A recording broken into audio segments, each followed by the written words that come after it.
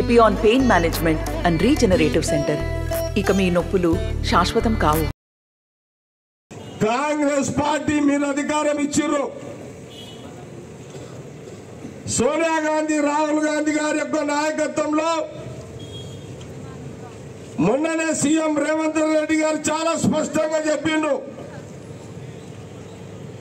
రైతు రుణమాఫీ 2 లక్షల రూపాయలు ఆగస్టు 15వ తారీఖు లోపల ఒకే కిస్తీలో మాఫీ చేస్తా అని చెప్పిండు. ఇది ఎందుకు దైవ సాక్షిగా చెప్పిండు?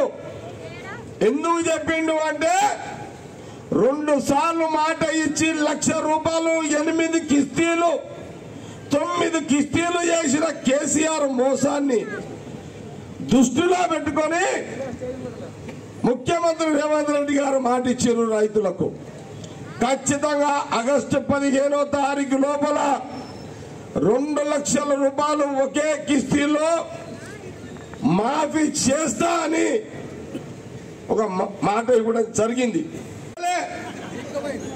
అది కూడా గీకి నాకి మొత్తం గుల్ల ఏమంటది దివాళ తీసి దిగిపోయింది ఆయన. ఇంకో విషయం ఏంటంటే ఆయన హ్యాపీగా ఉన్నాడు. ఇప్పుడు కేసీఆర్ గారు ఎందుకున్నాడంటే ఈ అప్పులు చేసి గెలిపిస్తే ఆయనతో ఏడ ఈ పంచాయతీ ఇప్పుడు ప్రశాంతంగా 5 ఏళ్ళు అనుకుంటా కాంగ్రెస్ వాళ్ళు కొట్టుకుంటారు అనే లెక్కల ప్రశాంతంగా ఉన్నాడు ఆయన. ఇది వాస్తవమా కాదా? నిజమే కదా. మనమేమే కాంగ్రెస్ వాళ్ళం కదా, ఏదో కేసీఆర్ తిట్టాలే తిడతలే. ఇది వాస్తవం కాబట్టి మీకు చెప్తున్నా. ఇది కాబట్టి అందుకే 3 నెలలు లేట్ అయింది.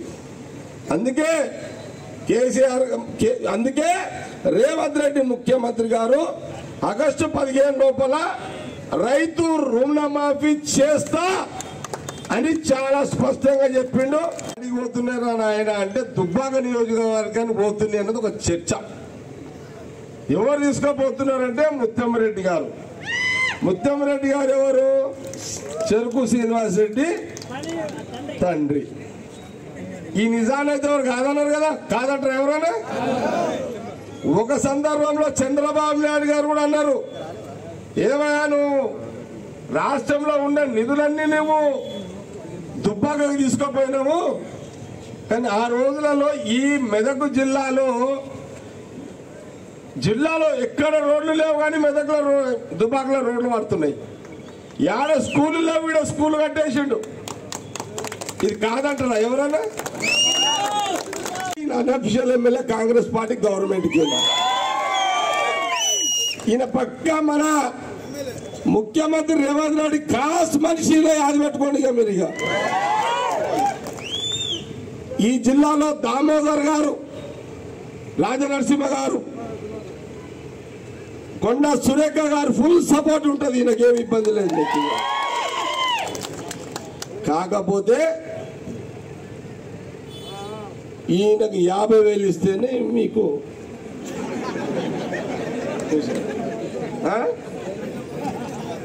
మీరు దుబ్బాక ప్రజలకు వచ్చే నష్టం ఏం లేదు కదా. ఇప్పుడైతే ఆలోచన చేయండి.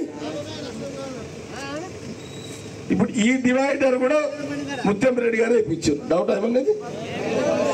కేసీఆర్ వేయించండి అది. కాబట్టి ఎప్పటికీ ఈయననే ఉంటాడు క్యాండిడేట్. డౌట్ తీయకుండా మీరు ఎమ్మెల్యే క్యాండిడేట్ ఈయననే ఉంటాడు. నో చేంజ్ ఏముండదు. ఇక నేను చెప్తున్నా కదా, ఈయననే ఉంటాడు ఎమ్మెల్యే క్యాండిడేట్ గా. ఆయన ఇలా నిలండి ఇప్పుడున్నాయి. ఓకే, రుణమాఫీ కానీ ఏం చేద్దాం? మన 9 ఏళ్ల కేసీఆర్ ముఖ్యమంత్రి గారు మొత్తం ఉన్న పైసలన్నీ నాకేసిండు, పోయిండు ఆయన. మొత్తం పైసలు లేవు. మీకు కథ చెప్తా వినండి. నేను ఎట్లా అయిపోయిందంటే రాష్ట్రం పరిస్థితి, మనం చిన్నగా ఉన్నాం, ఇప్పుడంటే ఆకలి బాధ తెలియదు. ఇంట్లో చాలా మంది తెలుసు, నాకు కూడా తెలుసు.